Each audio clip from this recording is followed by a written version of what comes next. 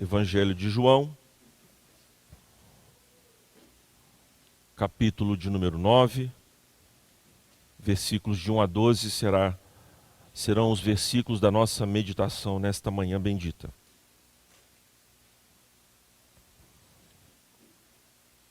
Assim nos diz a palavra bendita do nosso Senhor. Ao passar, Jesus viu um cego de nascença. Seus discípulos lhe perguntaram: Mestre, quem pecou, este homem ou seus pais, para que ele nascesse cego? Disse Jesus: nem ele, nem seus pais pecaram. Mas isto aconteceu para que a obra de Deus se manifestasse na vida dele. Enquanto é dia, precisamos realizar a obra daquele que me enviou. A noite se aproxima, quando ninguém pode trabalhar. Enquanto estou no mundo, sou a luz do mundo. Tendo dito isto, cuspiu no chão, misturou terra com saliva e aplicou-a aos olhos do homem. Então lhe disse: vá lavar-se no tanque de Siloé, que significa enviado. O homem foi, lavou-se e voltou vendo. Seus vizinhos e os que anteriormente o tinham visto mendigando perguntaram: não é este o mesmo homem que costumava ficar sentado mendigando? Alguns afirmavam que era ele. Outros diziam: não, apenas se parece com ele. Mas ele próprio insistia: sou eu mesmo. Então, como foram abertos os seus olhos? Interrogaram-no eles. Ele respondeu: o homem chamado Jesus misturou terra com saliva, colocou-a nos meus olhos e me disse que fosse lavar-me em Siloé. Fui, lavei-me e agora vejo. Eles lhe perguntaram: onde está esse homem? Não sei, disse ele. Oremos ainda mais uma vez. Senhor, nós queremos te agradecer mais uma vez pelos momentos que temos passado aqui neste culto. Nós já lemos a tua palavra algumas vezes, fomos instruídos por elas, por cada um desses trechos da tua palavra. E agora, Senhor, queremos meditar mais uma vez nas tuas escrituras. Suplicamos então a iluminação gloriosa do teu Espírito. Ajude-nos, ó Deus, a compreender as escrituras e a vivê-las, ó Deus, a experimentar de fato em nossa vida. Nós sabemos que a vida cristã é feita de passos e nós queremos, nesta caminhada, olhar para o teu Filho Jesus, que é o autor e consumador da nossa salvação, da nossa fé, e assim esperamos viver, não olhando para trás, mas olhando firmemente para o nosso Senhor.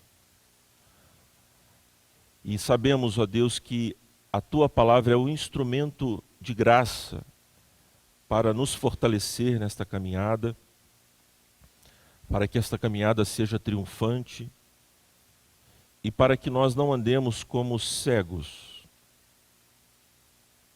como aqueles que não sabem para onde vão, mas que nós caminhemos como aqueles que veem o invisível. Só o teu poder pode fazer isto em nosso favor. E é por este poder glorioso que nós te pedimos, ó Deus, em nome de Cristo Jesus. Amém.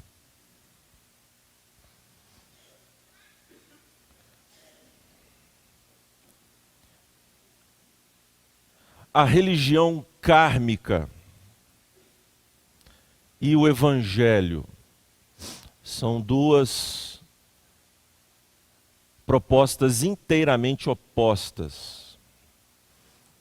A religião que acredita que através do sofrimento, das dores, das dos dissabores, dos infortúnios deste mundo, nós nos tornamos pessoas melhores. E se você não é um oriental, um hinduísta ou um budista, você pode ser um espírita cristão, mesmo na igreja. Está cheio de espíritas nas igrejas cristãs, que creem numa espécie de purgação dos seus pecados através dos seus sofrimentos, das suas dores. Embora não creiam na reencarnação, como é o caso dos espíritas kardecistas propriamente, embora não seja um budista que crê na transmigração, os espíritas, como os irmãos devem saber, creem que os homens, as almas humanas, se encarnam novamente como homens. Mas as religiões que creem na transmigração da alma, eles entendem que você, depois que morre, pode virar nuvem, pode virar uma mula, e assim por diante. Mas o fato, irmãos, é que em cada uma dessas crenças, tanto no budismo, quanto no espiritismo kardecista, e mesmo nas igrejas cristãs, há como que uma compreensão equivocada sobre a relação do homem com o próprio Deus, que se traduz nesta forma de interação com a divindade. Nós precisamos aplacar, de alguma forma, os pecados que cometemos, e ao invés de crermos em Cristo Jesus como único Salvador e Senhor, nós passamos a acreditar no próprio sofrimento em si como forma de purgação.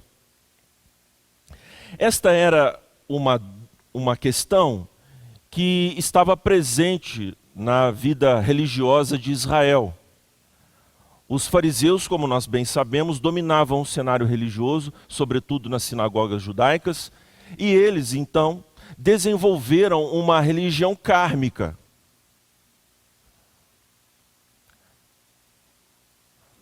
As circunstâncias, atentai para isto, dizem respeito da sua relação com Deus. E eles estabeleceram uma relação muito direta de causa e efeito. Se você é próspero, você tem o favor de Deus. Se você não tem enfermidades, você tem o favor de Deus. E embora tenha vínculo à religião dos judeus da época de Cristo Jesus com o judaísmo bíblico, houve uma completa distorção, irmãos, da religião pura que se manifestou lá no Antigo Testamento. Jesus nada mais é do que um reformador e consumador daquilo que foi já estabelecido pelo Senhor lá no Antigo Testamento. Eles fizeram, por exemplo, do sistema sacrificial, que deveria servir para apontar para Cristo Jesus, um sistema kármico.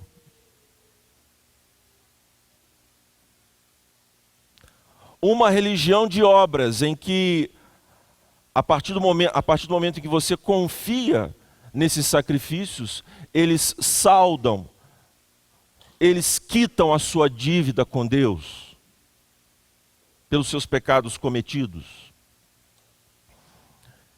Então este é o drama que se encontra por detrás deste texto que nós acabamos de ler.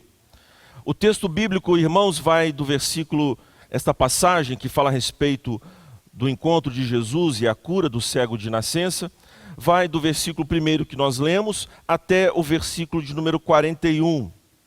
E nós temos algumas cenas, e eu quero aqui descrever cada uma das cenas, para que nós não percamos de vista o todo da passagem, o panorama completo da Escritura. Então, nos primeiros versículos que nós acabamos de ler, temos o sinal propriamente, o evento, o episódio. Depois dos versículos de número 13 até o versículo 34, nós temos o interrogatório, aquilo que os judeus, os fariseus também, interrogaram não só a figura do cego, que agora estava curado, mas também os seus parentes, os seus pais. E é curioso, nós devemos nos acostumar com as ironias do texto bíblico, pois, embora esses homens queiram estabelecer um julgamento em relação a Cristo Jesus e a este cego que foi curado pelo Senhor, são eles que são julgados pelo próprio cego. Então, a partir do versículo de número 26, o cego é um homem que ele demonstra uma sabedoria que anula os próprios fariseus nos seus próprios termos. Quer dizer, eles entendem que Deus favorece homens segundo os seus bens, as suas propriedades, segundo a sua saúde física. É assim que Deus abençoa os homens. Pois bem, se Jesus é pecador, como vocês estão falando, como que, baseado no que vocês acreditam, Deus o ouviu? Se ele fosse pecador, no esquema de vocês, Deus não deveria ouvi-lo, para que ele exercesse cura. Mas ele ouviu. E aí então os fariseus são quebrados ao meio, são partidos ao meio. E isso soa aos seus ouvidos um grande insulto. Depois, meus irmãos, nós temos o julgamento definitivo, o julgamento de fato, que mostra o significado deste sinal operado por Cristo Jesus. E isso está na parte dos versículos, que se encontra nos versículos de 35 a 41. O que significa propriamente o sinal? E o encontro glorioso de Cristo Jesus com este cego mendigo. Então aqui está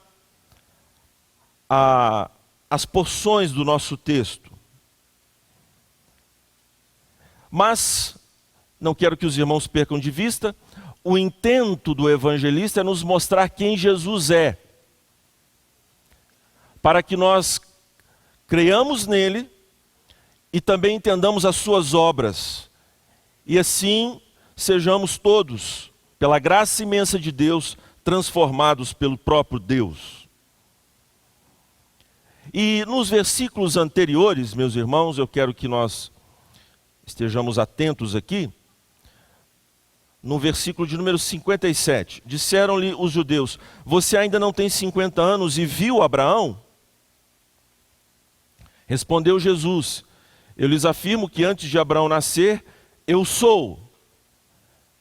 Isto enfureceu os judeus porque a afirmação de Cristo Jesus aponta claramente para a sua divindade e, portanto, para a sua pré-existência. Por isso, os seus oponentes tomam pedras para matá-lo. Porque a sua declaração eles entendiam que a declaração de Jesus era uma declaração blasfema. Eles entendiam que Jesus era apenas um homem. E por isso se enfureceram. No prosseguimento do texto, portanto, irmãos, haverá um sinal que demonstra claramente este poder divino de Cristo Jesus.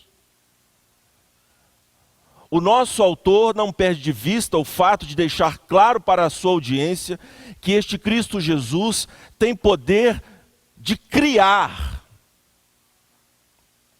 De criar. Então, segue-se aquilo que ele propusera no prólogo deste evangelho. Que tudo foi feito por meio dele, para ele. E sem ele nada do que foi feito se fez. Ele é Deus, feito homem. Mas como que de fato os homens podem compreender esta verdade acerca de Jesus? Como que os homens podem entender quem é Jesus? Depende de quem, afinal de contas? João, para deixar claro este fato, registra não apenas um milagre, mas um sêmeon, um sinal. Um sinal que está, meus irmãos, colocado aqui diante dos nossos olhos para deixar claro quem Jesus é. Um sinal. O contexto deste drama, do episódio propriamente, historicamente, falando em termos históricos, o Senhor Jesus, o palco dessa situação é ainda em Jerusalém. Eles estão ainda em Jerusalém. Já terminou a festa dos tabernáculos, e nesse íntere, até a festa da dedicação, que vai começar mais adiante, acontece esse episódio. Mas eu quero chamar a atenção dos irmãos, porque este episódio possui elementos que conectam tanto aquilo que já foi dito em relação à festa das cabanas, quanto aquilo que será dito em relação à pessoa de Jesus. Jesus é luz. O capítulo de número 11 e 12 deste evangelho falará a respeito do fato de Jesus ser luz e nos mostrará que ele é luz. E nos capítulos anteriores, particularmente o 7, o 8 e o 9, mas o 7 e o 8, quando fala a respeito da festa das cabanas, também há uma relação de Jesus com a luz. E é o que ele diz aqui no capítulo 9, que ele é luz do mundo. Mas há também uma conexão com os capítulos anteriores, preste atenção nisso, meus amados irmãos. Com a água. Com a água.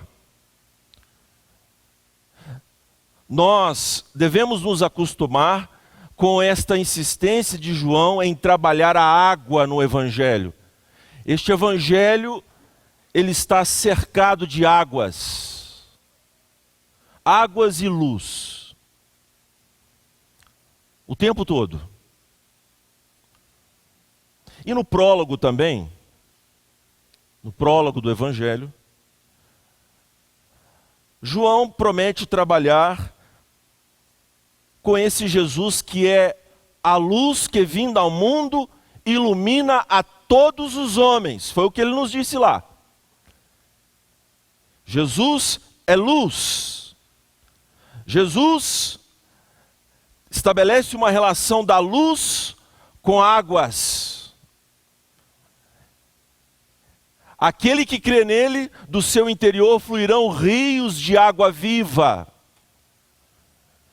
E estas águas que correm daquele que crê no Senhor Jesus Cristo, têm a ver com a ação do seu Espírito Santo, como o próprio Evangelho de João também assinala no capítulo de número 7, por ocasião da festa dos tabernáculos, no último dia da festa, no grande dia da festa, quando Jesus se levanta e diz: quem tem sede,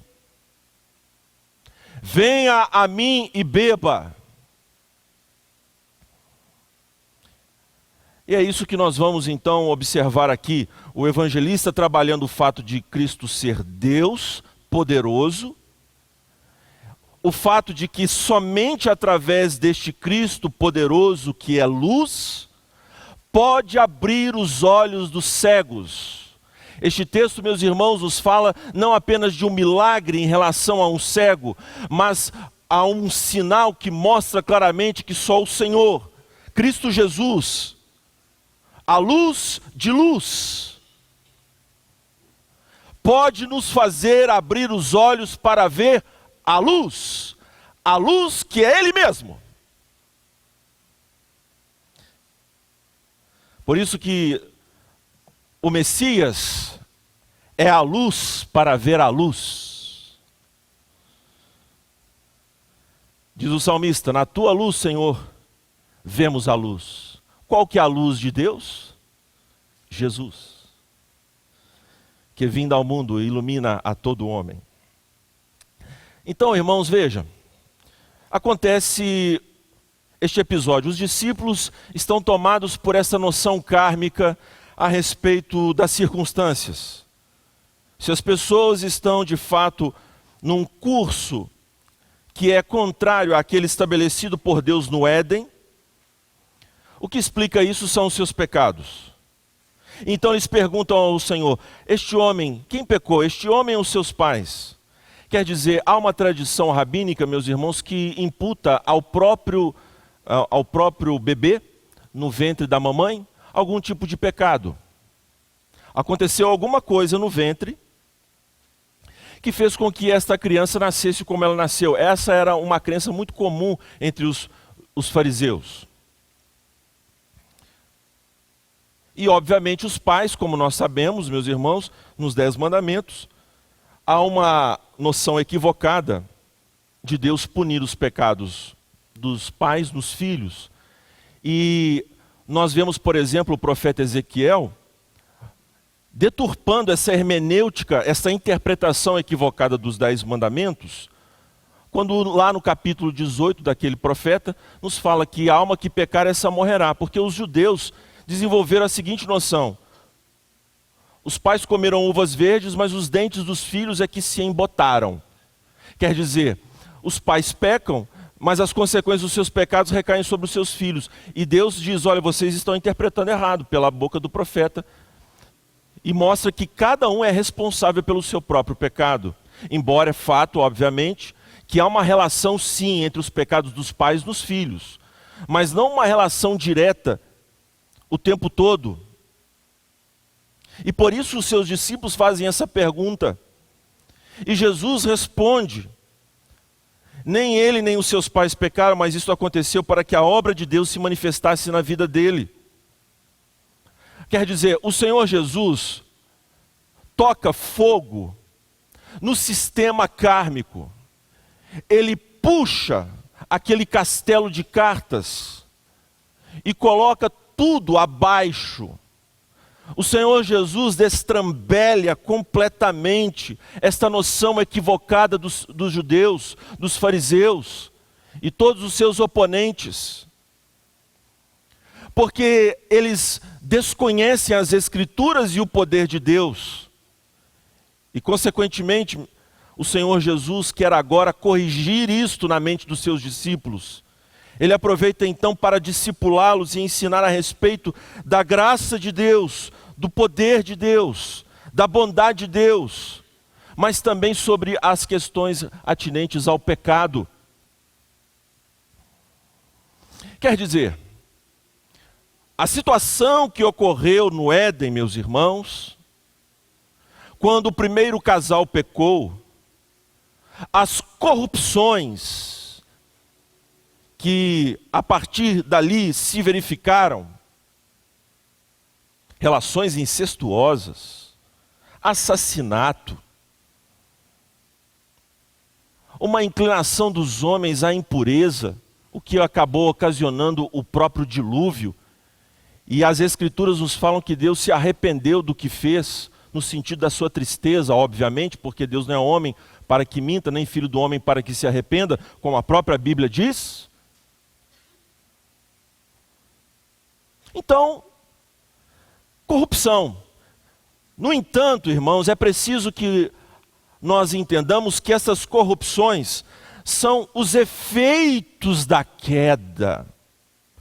Porque Deus subordinou a criação a uma condição de vaidade, como Paulo nos relata lá na epístola aos Romanos.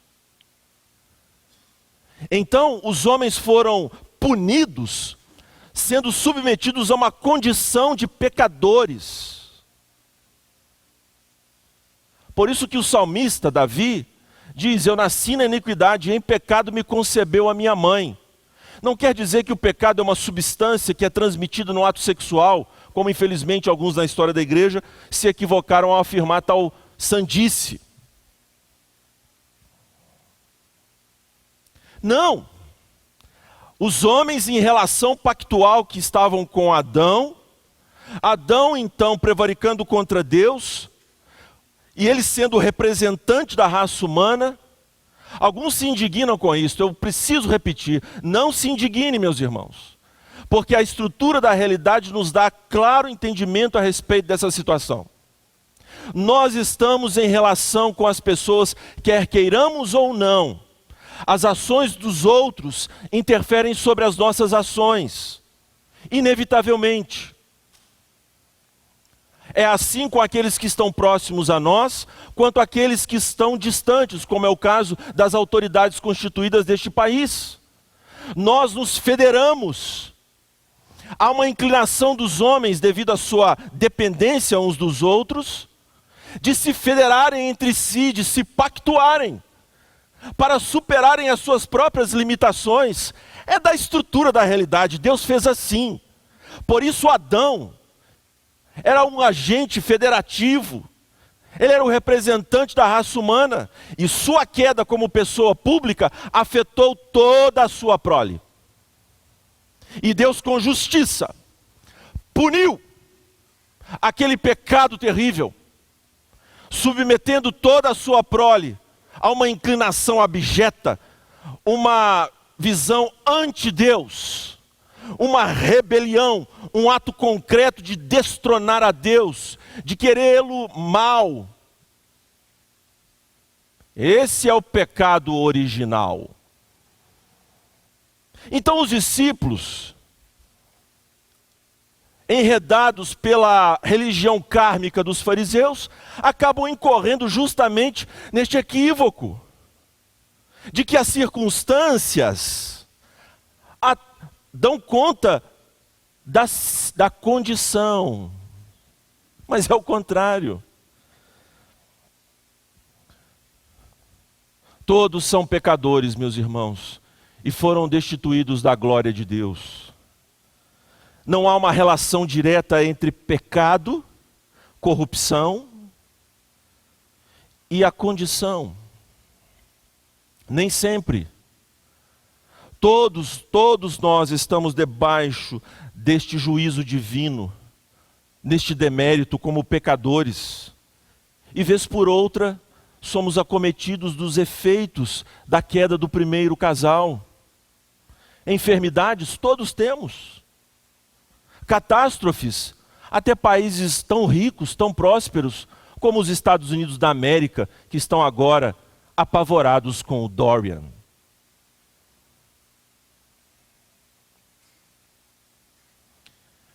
Terremotos no Brasil. Ah, o Brasil, que país maravilhoso, não é? Não tem terremoto. Pelo menos na escala Richter não tem tantos terremotos apavorantes, como nós vemos, por exemplo, no Japão, país próspero.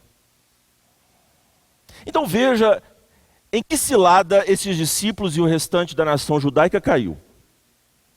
E que loucura, um salve-se quem puder, atribuindo esses pecados, essas circunstâncias a pecados específicos. Pastor, mas alto lá. A Bíblia diz sim que Deus pune pecados. Ah, é óbvio, você tem razão. É o caso, por exemplo, de Davi.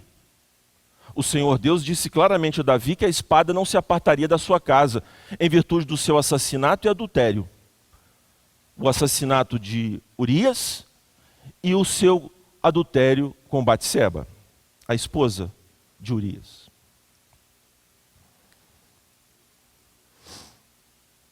Sim, mas as Escrituras também nos falam a respeito, por exemplo, de Jó, que não cometeu propriamente um pecado específico para que toda aquela circunstância sobreviesse a ele e à sua família. Ele precisava conhecer a Deus, e o Senhor usou as consequências justas da queda, vieram sobre Jó, que não cometeu propriamente um pecado para que Deus se vingasse diretamente contra ele, mas Deus usou aquela circunstância esta promovida pelo próprio diabo, que tem de Deus ordem, não é permissão, no sentido de que Deus, tá bom, Satanás, vai lá. Não, Deus ordenou que Satanás fosse até Jó e tivesse acesso inclusive à sua saúde. Deus apenas colocou um limite. A vida dele é minha. E nós sabemos a miséria que se sucedeu na vida do pobre Jó.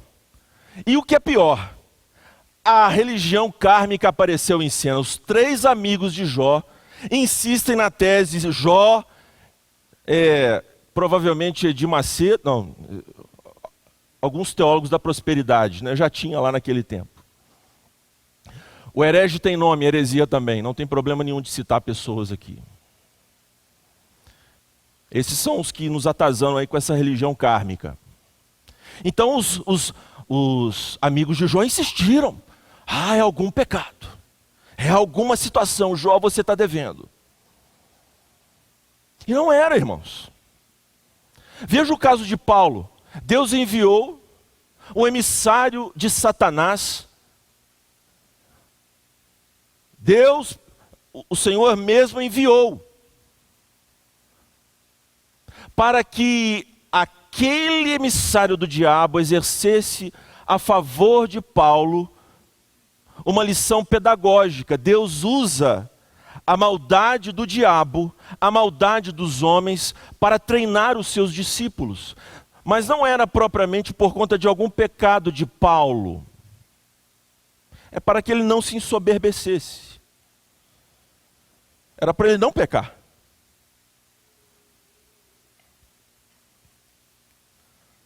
O Senhor Jesus então mostra para os seus discípulos que este pensamento está completamente equivocado, meus irmãos. Pastor, mas nós lemos aqui o próprio Paulo dizendo: ninguém vos engane com palavras vãs, porque essas coisas, os pecados, trazem consequências. Sim, meus irmãos, os pecados trazem consequências na vida dos crentes, inclusive. Deus os pune severamente.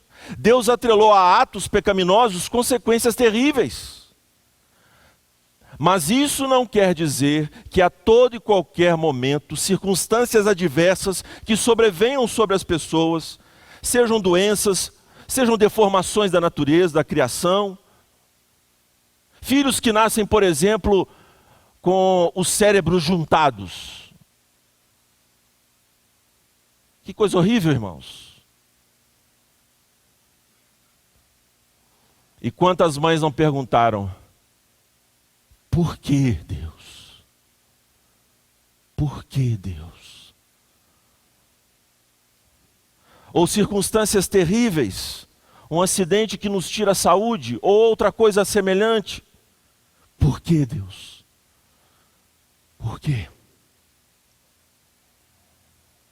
E o Senhor Jesus vem com este bálsamo. Nem sempre é por causa do pecado específico.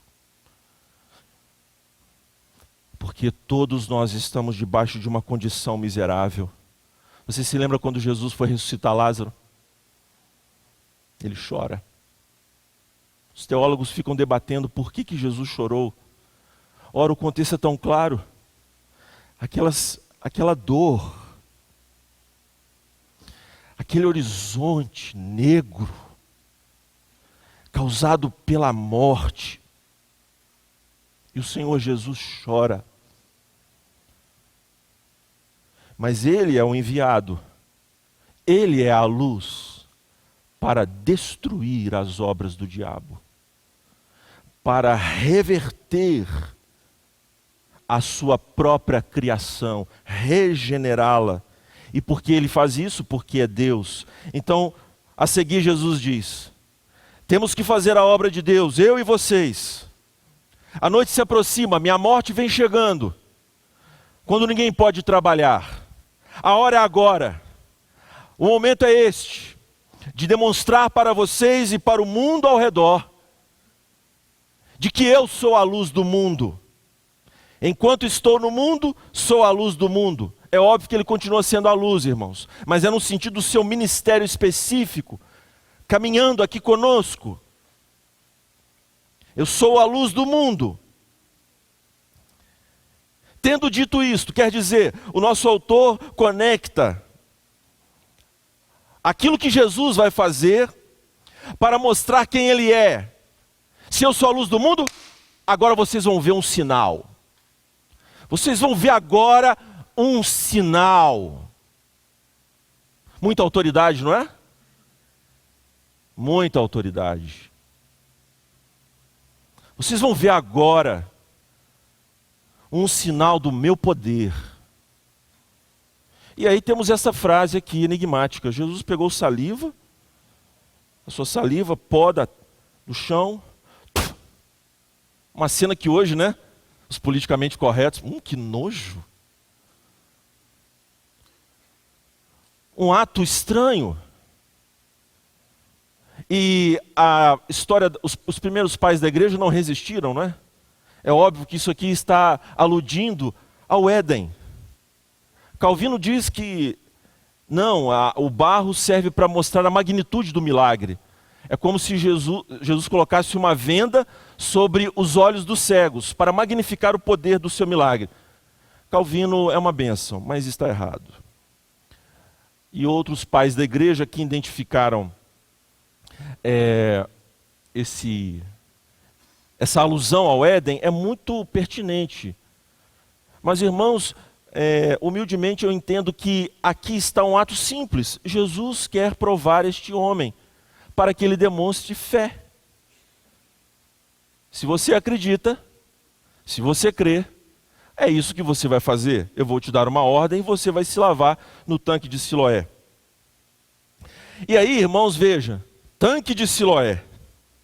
O poder de Jesus como Deus para abrir os olhos dos cegos, fazê-los ver quem Ele é, se revela, mas de uma forma simbólica. Veja, preste atenção. Tanque de Siloé. Você se lembra que eu lhe adverti quanto a esta porção está conectada com os capítulos anteriores. Vejamos isso então. O tanque de Siloé, meus irmãos, tinha um simbolismo muito poderoso. Ele significava, segundo a tradição rabínica, a expressão das águas da salvação. Há algumas profecias no livro de Isaías que falam a respeito deste tanque que é alimentado por um canal vindo de um açude a sudoeste de Jerusalém. E os sacerdotes levíticos, eles, quando da festa das cabanas, no último dia da festa, por isso era o grande dia da festa, eles saíam em procissão do templo até o tanque de Siloé, a uma certa distância, com um jarro de ouro e cânticos do povo, celebrando, como nós sabemos, a peregrinação no deserto, o sustento de Deus e a gratidão ao Senhor pelas colheitas, e também apontando para essa vida peregrina aqui na terra. Todo mundo alegre, festeiro, comemorando, uma festa muito alegre, muitos sacrifícios de animais. No último dia, o sacerdote toma num jarro de ouro esta água do tanque de Siloé, que significa a abundante salvação de Deus, o resgate de Deus, a purificação de Deus, a ação do seu Espírito Santo, transbordando as suas águas de salvação sobre o povo de Israel. E é com esta água que o sacerdote vai levar, e no último dia da festa, no grande dia, ele vai derramar sobre o altar. E naquele momento, muito provavelmente, neste momento importante, crucial, um homem louco no meio da multidão levanta: quem tem sede, vem a mim e beba. No meio da festa. Porque do seu interior fluirão rios de água viva. A palavra Siloé é enviado porque a água é enviada.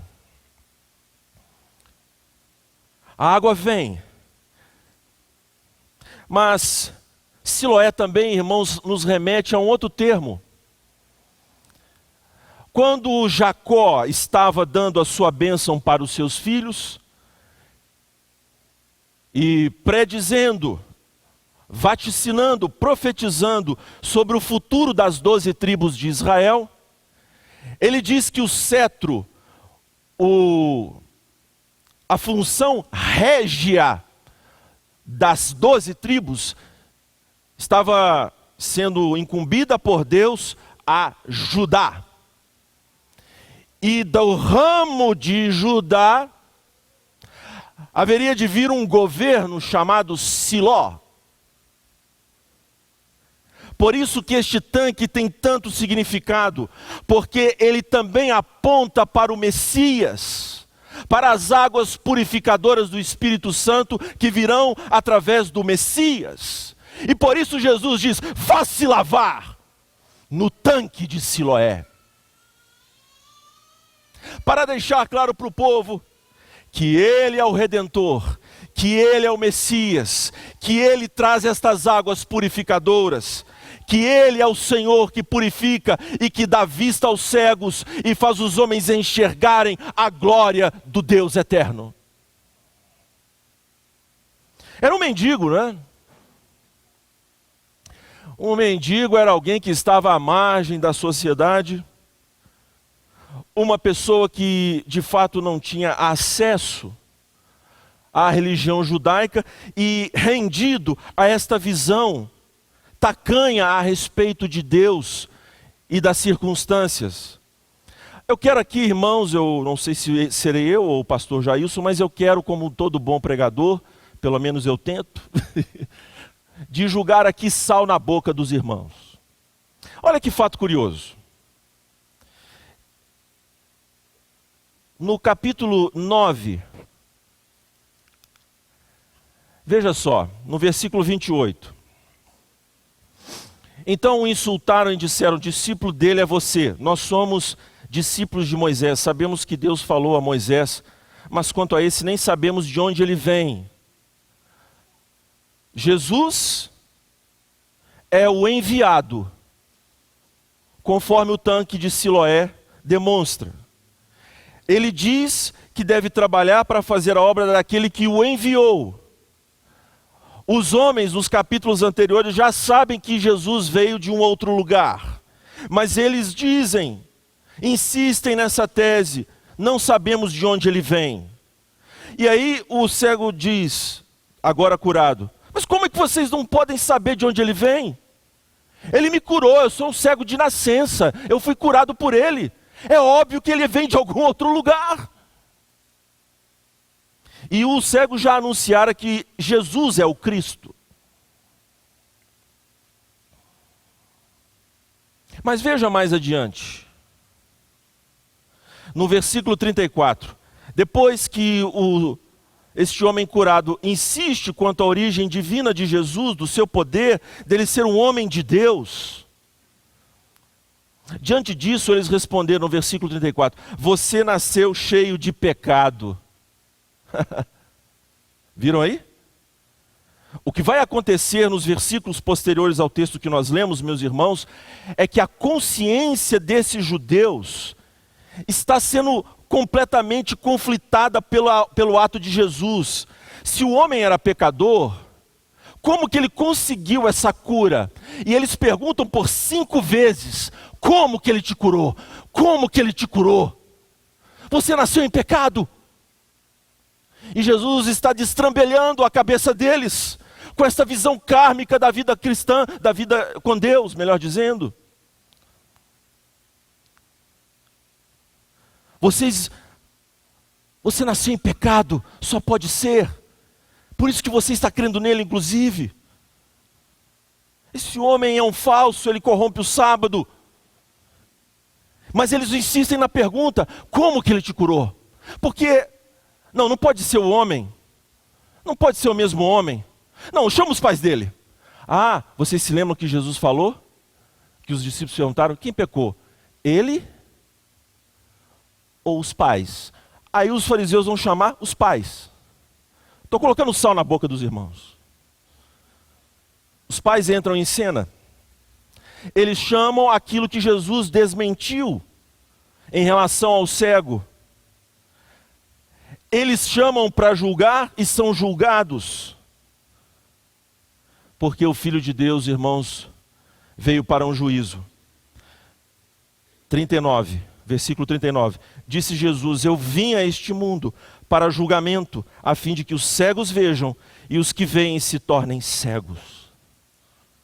Julgamento do Senhor, que dá esperança a quem não enxerga, em relação a Ele mesmo, mas que amedronta quem é um renitente incrédulo. O Senhor Jesus é luz.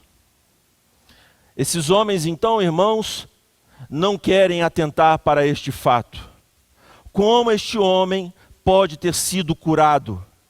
Se ele nasceu em pecado, como ele foi alvo dessa graça de Deus, dessa misericórdia de Deus? Se o pecado dele era atestado pela cegueira, como que ele pode ter sido curado?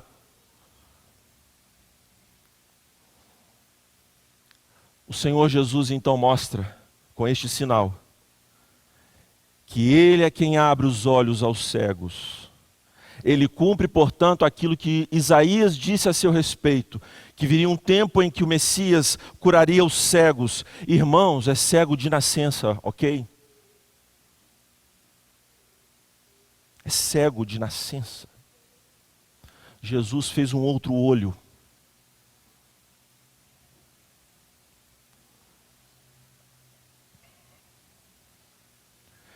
E Jesus demonstra com este ato que Ele é luz para os gentios, que Ele é o enviado que porta o Espírito, o ungido de Deus, para abrir os olhos aos cegos.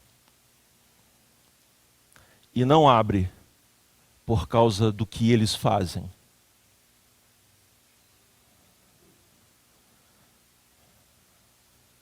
O Senhor Jesus, soberanamente, se dirige em relação a esse homem e abre os seus olhos. Ele crê. A sua fé vai sendo demonstrada a partir do interrogatório. Ele não nega Jesus. Não nega ter tido um encontro com este homem. E então o Senhor Jesus aparece para ele de forma tão linda. Jesus ouviu que havia expulsado e ao encontrá-lo disse: você crê no Filho do Homem? Perguntou o homem: quem é ele, Senhor, para que eu nele creia? Você já o tem visto, é aquele que está falando com você. E eu desmaiava. Que coisa linda. Sou eu.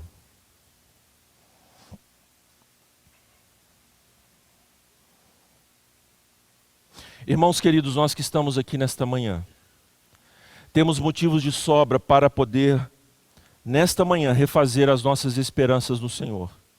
Pastor, eu tenho tido um pecado e aconteceu algo na minha vida que eu fiz uma conexão entre esse pecado e o que aconteceu. É claro, você está vivendo e, de algum modo, alguma circunstância acontece e você, conscientemente daquilo de grave que fez, faz essa relação com o pecado que você cometeu. Irmãos, pode sim haver uma relação direta. Mas, tendo a relação ou não, o que o Senhor Jesus quer não é que você tenha um exercício de adivinhação, mas é que você se arrependa do pecado que você cometeu.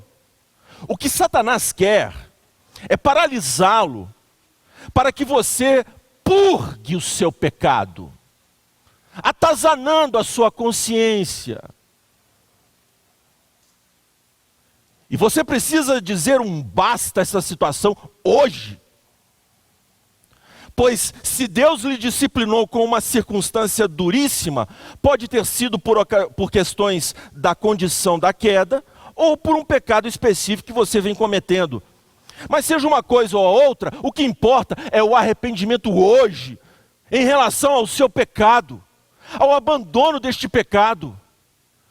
De sorte que você não crerá num sistema kármico, mas no evangelho, no perdão que Deus lhe oferece hoje. Se confessarmos as nossas faltas, Ele é fiel e justo para nos perdoar os nossos pecados. Confesse, confesse, confesse. E se por algum motivo ou outro, esta tortura que veio em Jó, que veio em alguns dos servos de Deus nas Escrituras, faça como Davi.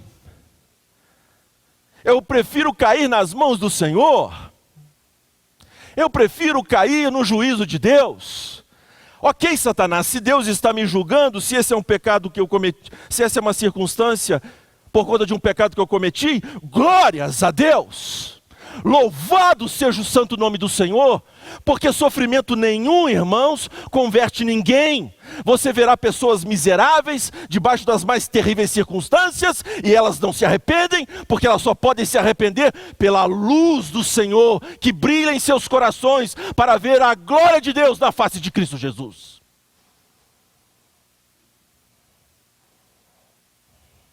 Se sofrimento modificasse as pessoas, meus irmãos, nós seríamos os mais miseráveis, porque nós sabemos que não transforma. As agulhadas das circunstâncias nos acometem e nós continuamos como Paulo, recalcitrando contra os aguilhões. Nós, meus irmãos, somos teimosos e queremos pagar por aquilo que fizemos, mas nós não podemos pagar, meus irmãos, jamais. Nós só podemos nos prostrar diante de Cristo, a luz, para vermos a luz. Ah, meu amado irmão, que esperança temos quando Jesus abre os olhos deste cego de forma soberana para ele ver a luz de Cristo. E não é por conta do que ele fez, não é por conta dos pais, é para que se manifestasse nele. Deus usou a condição vexaminosa do pecado para manifestar a glória do seu Filho. Porque todas as coisas, meus irmãos, contribuem para o bem daqueles que foram chamados por Deus. Todas as coisas. Não há mazela que possamos sofrer, que Deus não reverta isso para a nossa glória, para o nosso aprendizado. Mas não nos deixemos enganar pelas astutas ciladas do diabo. Nos curvemos diante de Deus e do seu Filho Jesus Cristo. Vamos levantar e cantar.